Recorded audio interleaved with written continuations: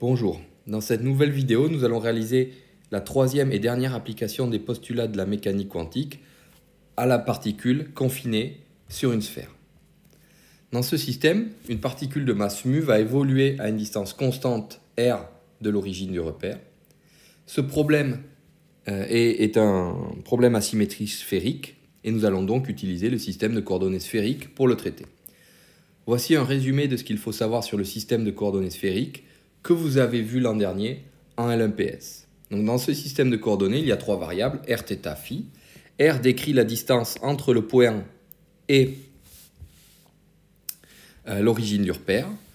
L'angle θ, ici, décrit le basculement du point par rapport à l'axe Z.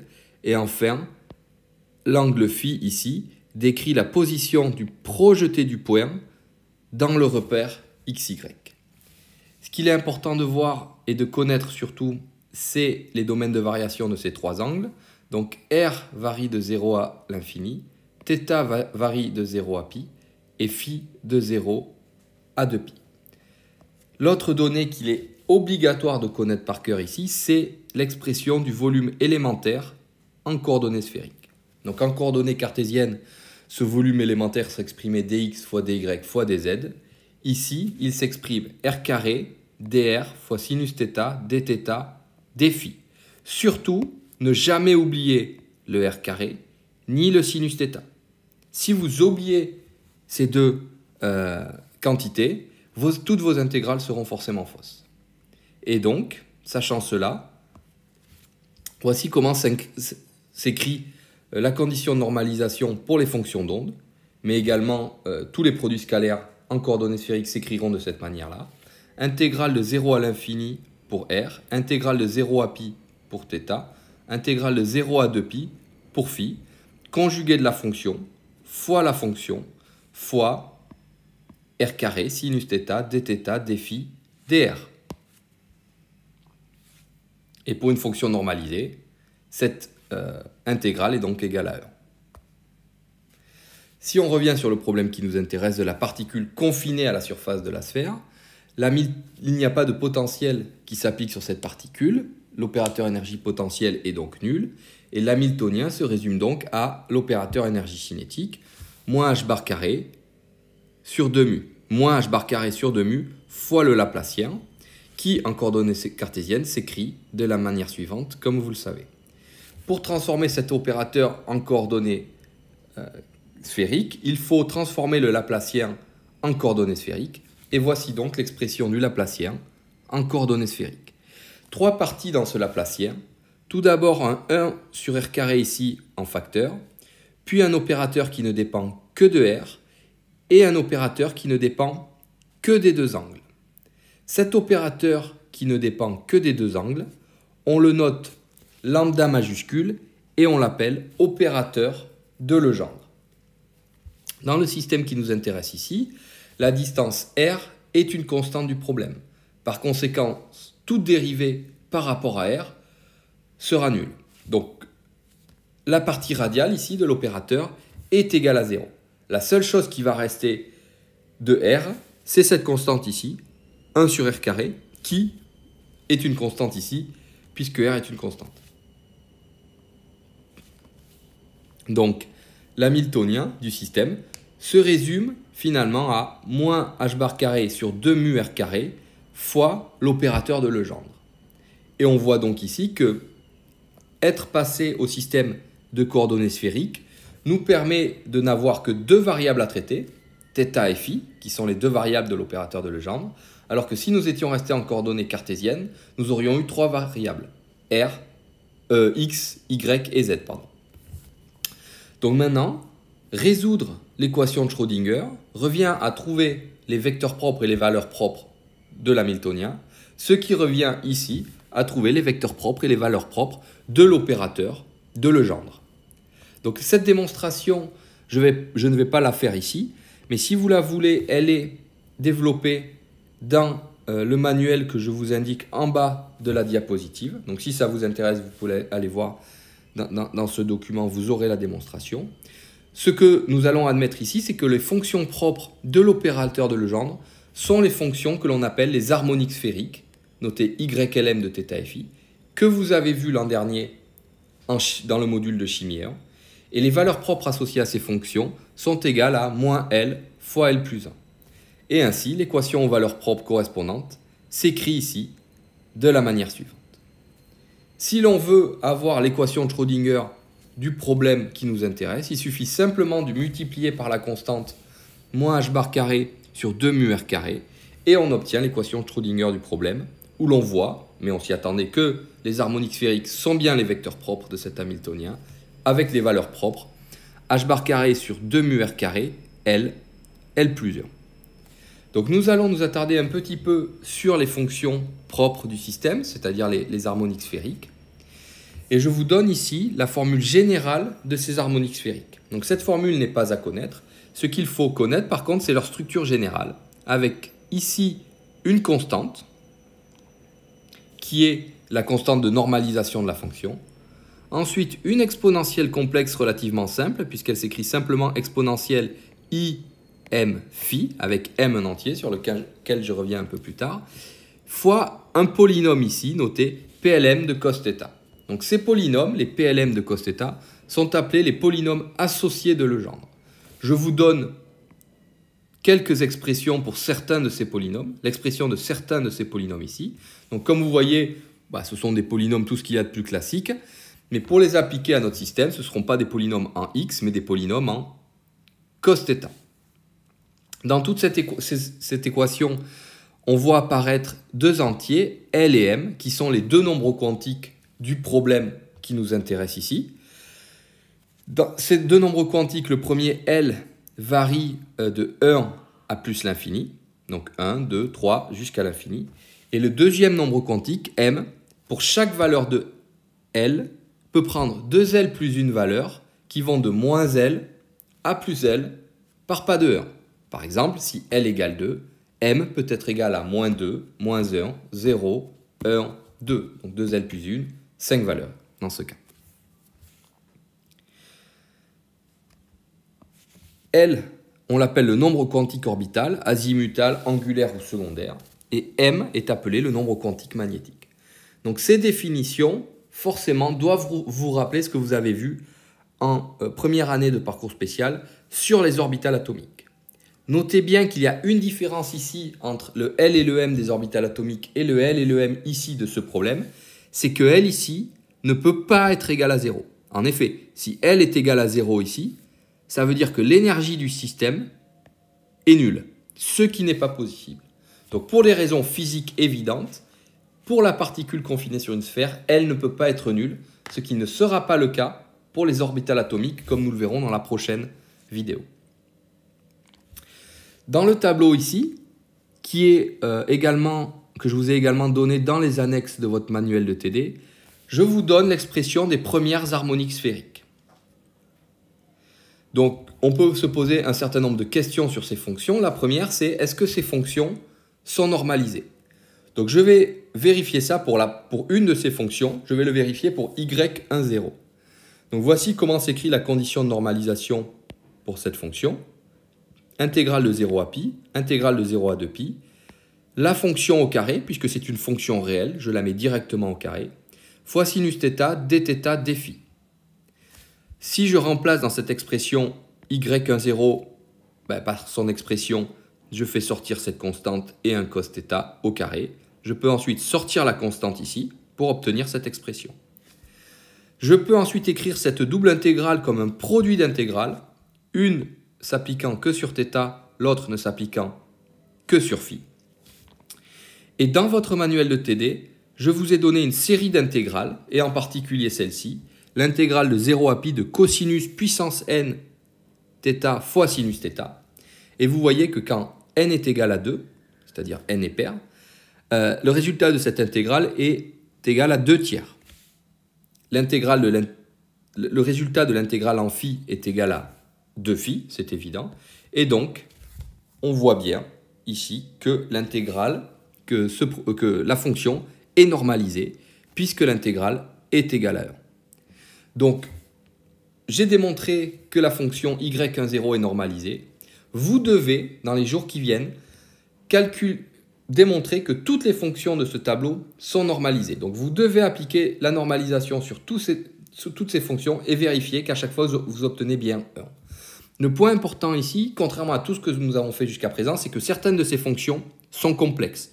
Vous voyez, vous avez ici l'exponentielle complexe. Ici également, et ici. Je vous rappelle que le conjugué de exponentielle IM phi, c'est exponentielle moins IM phi. Et donc, dans ce cas-là, le conjugué de la fonction ne sera pas égal à la fonction. Et donc, il faudra bien prendre en compte cette transformation quand vous appliquez le conjugué.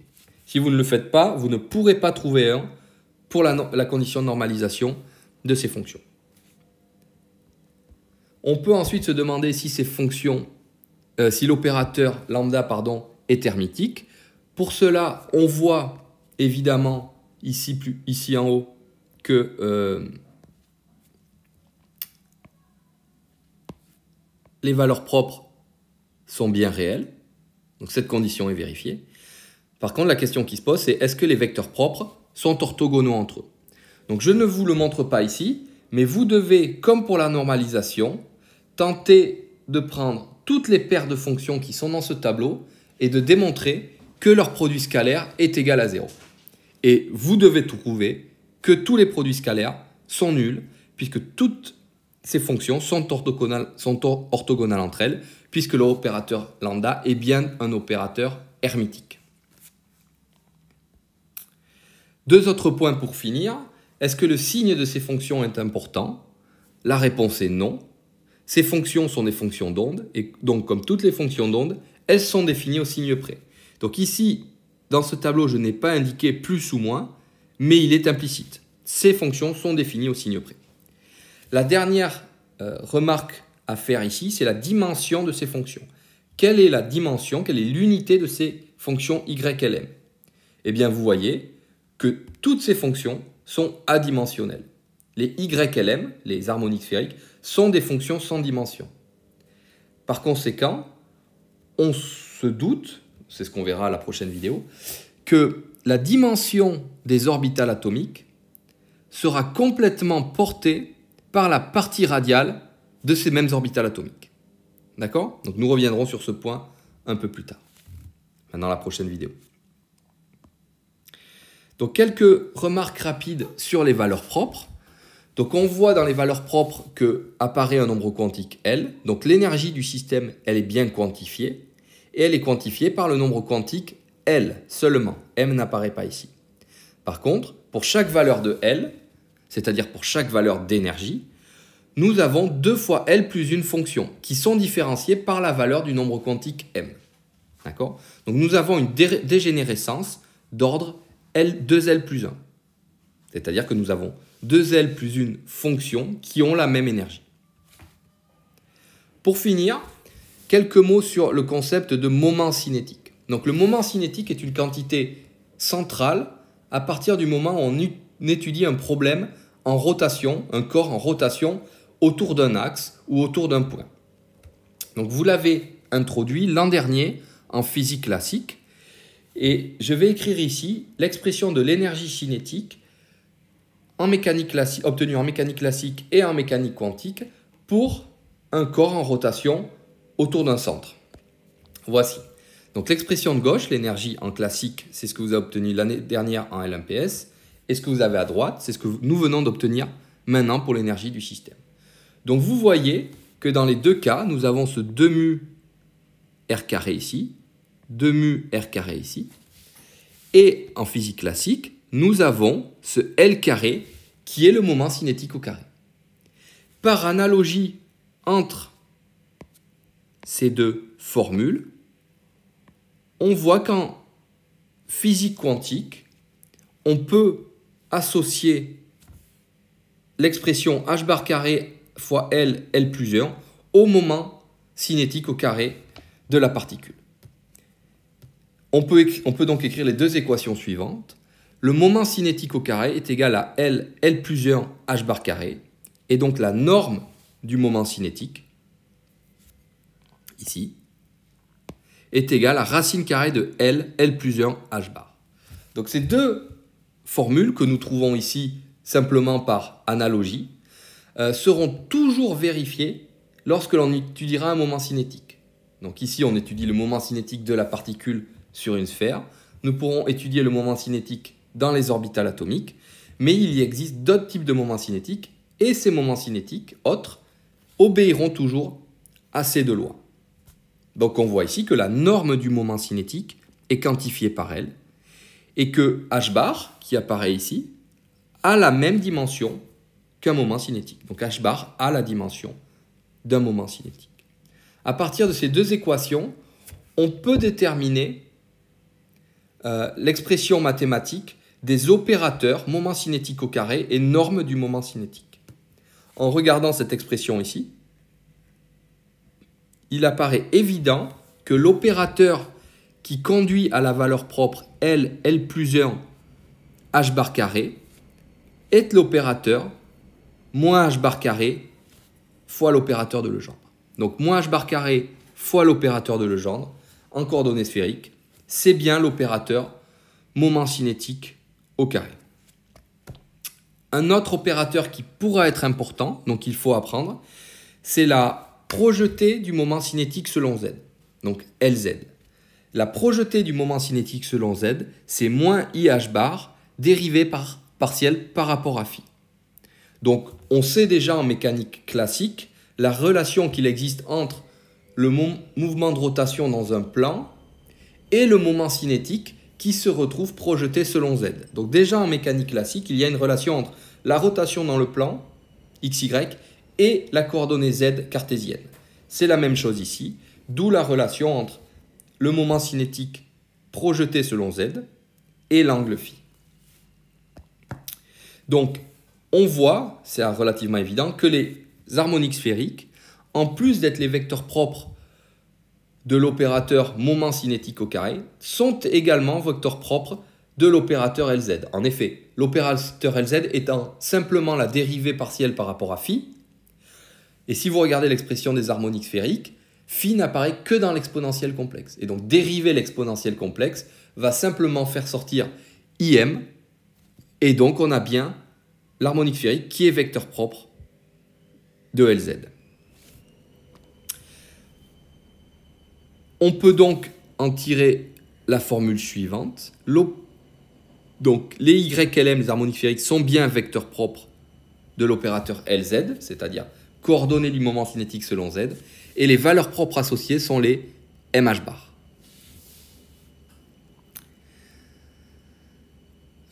Dernier point, c'est ce petit schéma ici où je représente à la fois pour un moment cinétique sa norme et sa projection selon Z. Donc dans le cas où L est égal à 1, nous avons trois valeurs de M qui sont moins 1, 0, plus 1. Donc nous avons trois projections possibles de ce moment cinétique selon Z. Donc sa norme L ne varie pas, c'est toujours racine carrée de 2 fois h bar, puisque la norme ne dépend que de L. Par contre, trois projections possibles selon Z sont possibles. Moins h bar, plus h bar et 0. D'où cette représentation que vous retrouverez souvent, en particulier lorsque vous ferez des cours de RMN. C'est quelque chose qui va venir puisqu'on parlera de moments cinétiques en RMN. Voilà, nous avons terminé pour cette nouvelle vidéo. Dans la prochaine vidéo, nous attaquerons l'étude des atomes hydrogénoïdes et donc de l'atome d'hydrogène.